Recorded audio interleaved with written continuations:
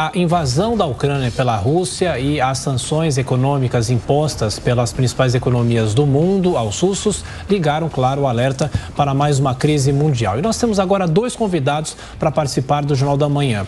O professor Gilberto Braga, economista do IBMEC do Rio de Janeiro, e também está conosco o Daniel Toledo, advogado doutor em Direito Internacional, que está inclusive trabalhando em Houston, no Texas, para as negociações de refugiados com o objetivo de receber pessoas em Portugal, no Brasil e também nos Estados Unidos.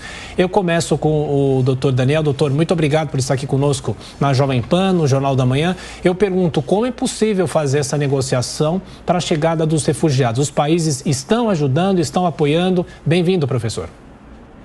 Bom dia a todos, obrigado de novo pelo convite, é um prazer estar aqui com vocês. Bom, essa negociação ela vem sendo tratada diretamente com os ministérios das relações exteriores de cada um dos países. O número de refugiados hoje supera aquela expectativa que cada um dos países teve. A ONU fala que os números podem chegar até 4 milhões, esperam 1,5 milhão, mas a gente percebe que o número é bem maior do que isso. As pessoas estão realmente tendo imensos problemas para sair da Ucrânia, elas estão tendo imensos problemas com alimentação e muitos daqueles que saem só com a roupa do corpo e uma mala para sustentar a viagem deles e nada além disso. Então essas pessoas que chegam nos países, elas acabam tendo muitos problemas, principalmente atrelados ao próprio sustento, onde elas vão ficar e toda a parte de suporte emocional que essas pessoas precisam, porque elas deixaram a vida dela todas para trás. Então realmente os países têm sido receptivos, mas nós entendemos que ainda há muito ao que ser feito por cada um desses países para que a gente realmente possa receber com estrutura. Claro. Senhor Gilberto, a preocupação com relação ao preço do petróleo, do que isso depende aqui no Brasil, a elevação dos valores? Na Bahia, há pouco, a gente trouxe uma reportagem aqui no Jornal da Manhã, o preço da gasolina nas bombas já chega a R$ 8,00. Na semana passada, a gente acompanhou o presidente Jair Bolsonaro sugerindo que a Petrobras baixe um pouco seu próprio lucro para poder conter um pouco essa alta do valor do combustível no nosso país. Como o senhor vê essa situação, as previsões para o valor do petróleo no nosso país? Bom dia, Tiago, Adriana, doutor Daniel e a todos os telespectadores. Olha, nós precisamos entender que na virada do ano, o barril do petróleo Brent, que é esse barril internacional, que é a modalidade como ele é negociado, ele custava ao redor de $80. E ontem ele teve a sua máxima, chegou a bater 125. Ao final do dia, ele já tinha caído para algo em torno de 114. Então, nós temos alguma coisa entre 15 a $35 de variação a mais no preço do barril do petróleo. Isso significa que há uma defasagem aproximadamente entre 40% e 50%, dependendo da cotação que nós trabalharmos, entre o último reajuste da Petrobras e os preços que são praticados no mercado internacional. Então, respondendo diretamente ao que você está me perguntando, existe hoje uma antiga política de preço da Petrobras, um espaço, uma defasagem que imporia à Petrobras a necessidade de fazer essa recomposição. Entretanto, isso não é uma política que a gente chama regular, que como vinha sendo feita antes da guerra da Ucrânia. Portanto, se trata de uma situação emergencial e os preços estão muito voláteis em função da possibilidade da interrupção da importação do petróleo produzido pela Rússia, que é a segunda maior produtora do mundo, e isso vem fazendo a cotação do petróleo disparar. Todos os demais países têm adotado políticas de equalização, liberando estoques acumulados para forçar uma baixa do preço, e o Brasil ainda não se posicionou, a Petrobras ainda não disse claramente qual é a política, se vai manter ou não essa famosa equiparação de preços internos com os preços praticados no mercado internacional, apesar das manifestações do presidente Jair Bolsonaro, dizendo que o preço está caro e que a Petrobras tem que lucrar menos. Esse é o economista Gilberto Braga, e também está conosco o doutor em Direito Internacional, o doutor Daniel Toledo. Agora as perguntas dos nossos comentaristas. Cristina Grêmio, pode escolher um dos nossos entrevistados para fazer a pergunta, por favor. Bom dia, é um prazer conversar com os dois. Eu peço que o doutor Daniel Toledo nos explique um pouco melhor como é que são essas negociações internacionais de um terceiro país, né, que não está envolvido diretamente na guerra, para tentar ajudar na retirada de refugiados da Ucrânia. Bom dia, obrigado pela pergunta. Nós temos aí diversos países, né? Não só o Brasil na tentativa de retirada de refugiados, mas também outros países, e nós estamos, inclusive, intermediando algumas dessas atitudes. O que acontece? Nós precisamos entender que nós estamos saindo de um período pós-pandemia, então muitos dos países estão com restrições para receber essas pessoas, infelizmente, e a gente vem tentando lutar bastante com relação a isso. Só para você ter ideia, essas pessoas chegam, por exemplo, no Brasil. O Brasil concedeu agora, inclusive já está autorizado isso, uma autorização temporária de permanência por 6 meses no Brasil. Na verdade, isso já existia até, mas foi concedido agora em caráter especial aí especificamente para esses refugiados. Fora isso, o Brasil está concedendo mais uma autorização de trabalho por 2 anos. Mas o Brasil tem já dentro do próprio território o problema do desemprego. Então imagine que 2.000 imigrantes refugiados entrem no Brasil e peguem aí uma autorização de trabalho. Essas pessoas vão ter uma série de dificuldades, não só a dificuldade de onde elas vão ficar, elas estão com a roupa do corpo. Então onde elas vão ficar, o que elas vão comer, como elas vão se sustentar e como elas vão começar a trabalhar sem muitas vezes falar até o português. Então esse tem sido um grande problema para muitos países. Os Estados Unidos mesmo já aumentaram aí suas cotas de concessão de vistos para essa questão de refugiados, mas nós precisamos pensar de uma forma macro, porque o país vai precisar não só conceder uma autorização de trabalho e dar um suporte também para essas pessoas iniciarem ou reiniciarem a vida delas, mas também dar um suporte porque essas pessoas não falam português e elas vão estar dentro do país consumindo e tendo as suas próprias necessidades, das suas crianças, das suas famílias, sem realmente ter a capacidade de trabalhar. Então esse tem sido um grande problema humanitário que os países vão ter que cada um encontrar a sua própria fórmula para ajeitar essa situação.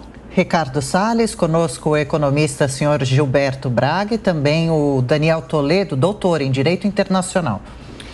Doutor Gilberto Braga, bom dia. Eu queria fazer uma pergunta a respeito dessas alternativas, que na verdade não são muitas, né, para conter a escalada do impacto da escalada do preço do petróleo internacional no nosso preço de combustível aqui no Brasil e, consequentemente, também na inflação, enfim, poder de compra do consumidor. Nós temos a vantagem em relação ao resto do mundo de termos o etanol, né? Um exemplo de combustível renovável, e também o biodiesel, enfim, os biocombustíveis brasileiros. Eu lhe pergunto, ao invés de nós tentarmos impactar essa escalada de preço lá fora, controlando aqui os derivados de petróleo, que é uma conta muito salgada e acaba tendo também essas ideias de intervenção na Petrobras e com isso desrespeito aos acionistas, será que não seria o caso de nós desonerarmos por completo os biocombustíveis, etanol, biodiesel, etc., para que eles façam uma espécie de compensação dessa escalada lá de fora com produtos que são, inclusive, ambientalmente melhores aqui no Brasil e são produtos essencialmente brasileiros? Olha, essa é uma questão bem interessante, porque hoje nós já temos uma mistura do etanol na composição da gasolina, 27% da gasolina vendida no país, ela tem na sua formulação o etanol, só que em 2021, no ano passado, nós tivemos uma safra ruim por problemas climáticos e o etanol, ao contrário de baratear o preço da gasolina, ele acabou sendo um fator de aumento, exatamente porque a quantidade de produção foi aquém daquela planejada. Chegou-se até a cogitar diminuir essa mistura, se falou em baixar para 25%, até em 20% essa combinação. Agora, a questão tributária, ela realmente está presente.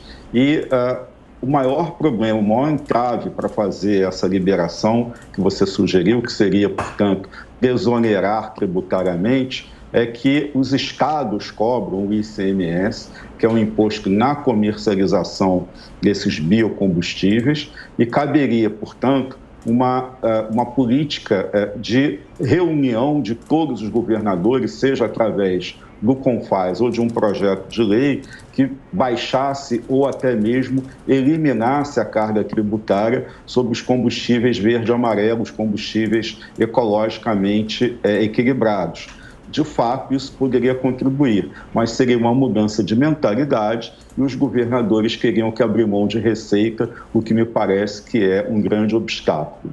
Sim, e o doutor Daniel conversa com a gente ao vivo de Houston, no Texas. Doutor, o senhor está organizando a ida de refugiados para países como o nosso Brasil, Estados Unidos e Portugal também. Como está sendo feito esse trabalho? Quantas pessoas são esperadas ou já vieram, especialmente para o Brasil? E quantos desses refugiados o senhor acredita que devam voltar para a Ucrânia? Isso dependeria do quê?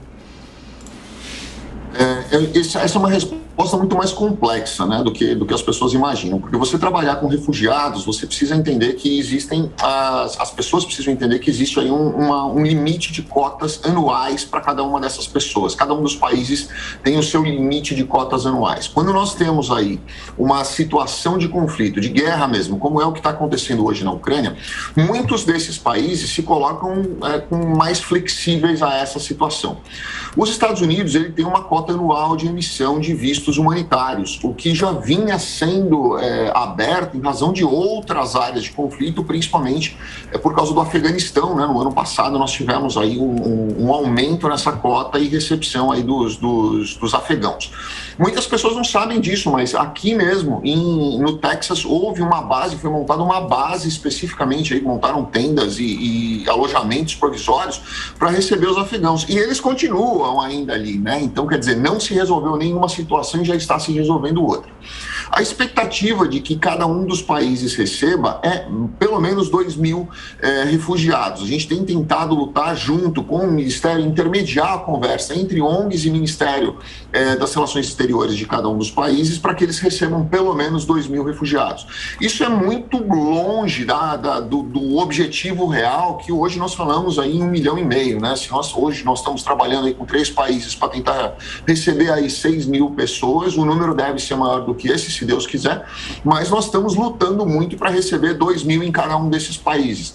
E só para você ter ideia como é difícil, nós estamos falando no número de 2.000 face a um número de 1,5 milhão, estimado que pode chegar até 4,5 milhões. Então, quer dizer, nós vamos ter no meio desse caminho aí espero que tenham, né, muitas outras pessoas que estejam também encabeçando esse tipo de conversação entre Ministérios de Relações Exteriores e essas ONGs que têm um contato direto com essas pessoas para que eles possam efetivamente dar o suporte que essas famílias realmente precisam. Se eles vão retornar aos seus países, bom, é muito difícil dizer isso, mas acredito que sim, porque a grande maioria desses refugiados são mulheres e crianças. Então essas pessoas não vão querer ficar longe dos seus maridos, dos seus filhos, até mais velhos, maiores de 18 anos, que estão sim lá comprometidos com o combate, com a defesa da Ucrânia. Então não acredito que essas pessoas vão querer ficar definitivamente nesses países ou queiram trazer as suas famílias inteiras para esses países. Até porque o ucraniano ele tem aí uma raiz muito forte com a Ucrânia, eles são muito patriotas e a gente vê até dificuldade para que essas pessoas queiram sair, inclusive, de lá. Bom, estamos com 2 convidados aqui no Jornal da Manhã, o doutor em Direito Internacional Daniel Toledo e o economista Gilberto Braga, agora 8h31. Repita. 8h31. Seguimos aqui com a nossa entrevista, a participação agora de Amanda Klein. Amanda. Bom dia, Gilberto, Daniel. Então, para a gente seguir essa rodada, essa alternância, eu farei uma pergunta para o Gilberto. O senhor falou um pouquinho sobre a contaminação no mercado de combustíveis. Hoje o petróleo tipo Brent chegou a $130 com essa ameaça, esse estudo dos Estados Unidos e dos países aliados de suspenderem a importação do petróleo russo. Isso seria uma verdadeira devastação também para a economia mundial. Como o Brasil pode ser afetado no que diz respeito ao mercado de fertilizantes, agronegócio, inflação? O que a gente pode imaginar para os próximos meses? Quais dificuldades o país terá em função dessa guerra e das sanções econômicas aplicadas? Bom, o petróleo ele tem o poder de gerar um aumento de custos para toda a economia global. Então, não apenas o Brasil, o próprio FMI já projeta um crescimento menor do PIB do mundo, ou seja, de todos os países reunidos por conta da guerra da Ucrânia, e isso se materializa num aumento generalizado de preços, e o próprio FMI alerta que as pessoas com menor poder aquisitivo, as pessoas mais pobres, é que acabam pagando a conta, porque isso, o petróleo não apenas enxergado como combustível, mas também como matéria-prima utilizado, sobretudo na indústria e em seus derivados, ele acaba aumentando o custo de produção global do mundo. A produção industrial fica mais caro e isso chega no preço e afeta o consumidor final, ou seja, dói no bolso da população. Aqui no Brasil não é diferente. Nós temos nós não somos autossuficientes, apesar de todo o pré-sal, de todo o esforço da Petrobras. O petróleo que nós refinamos, ele ainda é considerado de baixa qualidade ou de qualidade inferior ao melhor petróleo que é produzido no mundo. Então, nós temos a necessidade de completar as nossas necessidades importando petróleo do exterior e essa volatilidade dos preços vai impactar o custo de produção no Brasil. Diretamente com relação à questão dos fertilizantes e dos defensivos agrícolas, o Brasil não é também autossuficiente, nós produzimos cerca de 10% das nossas necessidades, o que implica que 90% são importados. E dessa importação, o maior fornecedor do Brasil é justamente a Rússia. Portanto, com esse bloqueio, com todas essas sanções econômicas, nós deixaremos de conseguir comprar esses fertilizantes. Isso não afeta imediatamente a inflação, não afeta imediatamente a cultura, porque ela já estava produzida, já estava plantada. Professor Gilberto Braga conversando conosco aqui nesta edição do nosso Jornal da Manhã.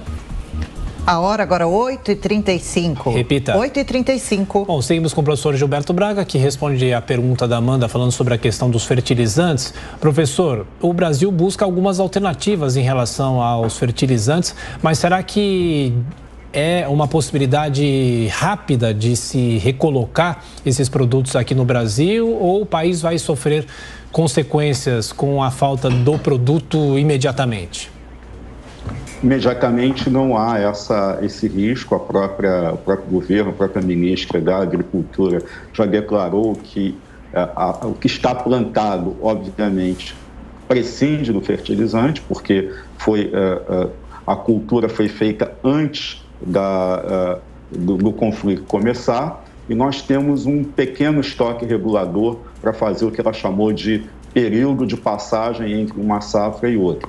Entretanto, nós temos uma autonomia de 3 a 6 meses, o que significa que para o segundo semestre ou para a virada de 21 para 22, nós precisamos urgentemente desenvolver novos fornecedores, buscar no Canadá ou em outros países que também são exportadores de fertilizantes para suprir a possível ausência da Rússia. Isso significa que se o conflito na Ucrânia demorar mais do que 3 a 4 meses, nós já teremos problema com as próximas safras agrícolas do país. Ricardo Salles. Professor Gilberto, o senhor está comentando aqui a questão do fertilizante, né, a necessidade de importação, e me chama a atenção novamente a reflexão de que também nesse setor o Brasil tem um grande potencial e está muito aquém daquilo que poderia estar fazendo. Então, se nós olharmos para fertilizantes, temos reservas de potássio, não só em Sergipe, mas principalmente na Amazônia, e não as estamos utilizando de maneira adequada, enfim, com a profundidade que poderia, com o planejamento que deveríamos. Com relação à dependência do petróleo, nós temos os biocombustíveis, o etanol, e também não estamos avançando na plenitude que poderíamos. Com relação à energia elétrica, temos um grande acervo de volume hidrológico e construímos no passado recente hidrelétricas sem reservatório. Temos enorme dificuldade em aproveitar através de PCHs, autorizações para PCHs Brasil afora, o nosso potencial hidrológico. Portanto, só essas 3 vertentes, poderíamos ir mais longe aqui, já mostram o quanto o Brasil tem de potencial nessa parte de energia, matéria-prima, mineração, etc. E nós estamos renunciando a isso há anos por decisões equivocadas e autorrestrições que nós próprios estamos nos impondo. Pergunta: será que não é hora do Brasil fazer um exercício de um pouco mais de pragmatismo, olhar para todas essas situações e efetivamente tomar uma decisão que seja do interesse nacional, do interesse do brasileiro e fazer com que esses investimentos finalmente possam acontecer a despeito desse monte de discussões e dificuldades que há anos amarram o desenvolvimento desses setores? Olha, existem diversas questões na sua manifestação, doutor Ricardo. Eu concordo que o Brasil precisa ter autonomia e desenvolver uma política que seja consistente, duradoura e que se coloque os interesses nacionais acima de quaisquer outros interesses. Agora, existem questões periféricas que precisam ser resolvidas e que estão hoje nas mãos do governo e do Congresso Nacional. Então, quando nós falamos, por exemplo, das reservas na produção dos produtos minerais e químicos, nós precisamos resolver a questão das terras indígenas, nós precisamos resolver a questão das autorizações para o desenvolvimento em determinadas áreas do país, dentro da própria Amazônia. Então, são questões que ultrapassam a economia e que tocam em outras áreas, que são áreas muito caras e cujo debate é um debate que tem que envolver toda a sociedade brasileira. Agora, eu concordo que, filosoficamente, nós precisamos urgentemente ter essa autonomia para não ficarmos na dependência de importadores, como nós estamos nesse momento, diante de um conflito internacional. E, doutor Daniel, a gente acompanhava pouco mais cedo aqui no Jornal da Manhã o início de uma sessão no Tribunal Internacional Penal de Haia, que começa então a investigar a invasão russa a pedido de pelo menos 39 países. O Brasil não assinou o requerimento dentre os 123 países, mas fato é que o gabinete começa a recolher evidências de alegações de crime de guerra, crimes contra a humanidade ou até mesmo genocídio que teriam sido cometidos no território ucraniano. Quais as possíveis consequências dessas sessões no Tribunal de Haia, as possíveis penalidades à Rússia? Eu sou um grande crítico, na verdade, da legislação internacional penal. Por quê? Ela tem, sim, ela tem a descrição do tipo penal, ela tem, sim, o julgamento, mas ela depende da colaboração do país e, obviamente, ela vai depender do Putin, se condenado, se entregar para que ele sofra a penalidade. Ou que alguém invada, como foi o que aconteceu no caso do Iraque, com o Saddam Hussein, para que ele seja julgado e efetivamente penalizado por aquele tipo de crime que ele eventualmente tenha cometido. Mas o grande problema da legislação internacional penal e do Tribunal Internacional Penal é que ele não tem essa efetividade de repente, entrar na Rússia, prender o Putin e levá-lo para cumprir a pena, seja onde for. Então, eu particularmente acho que mesmo que ele tenha algum tipo de condenação, a menos que haja uma invasão da Rússia e prisão do Putin, não vai ter qualquer tipo de sanção efetiva contra ele, além das sanções internacionais que estão sendo impostas basicamente na questão econômica e financeira. Sanção penal efetiva contra o Putin só se ele for preso em algum lugar ou se ele se entregar, o que eu acho pouco provável. Bom, conversamos aqui no Jornal da Manhã com o Daniel Toledo, doutor em Direito Internacional. Doutor, muito obrigado pela atenção, pela gentileza, assim como o professor Gilberto Braga, economista. Muito obrigado mais uma vez, professor. Um abração. Um abraço a todos. Muito obrigado. Valeu.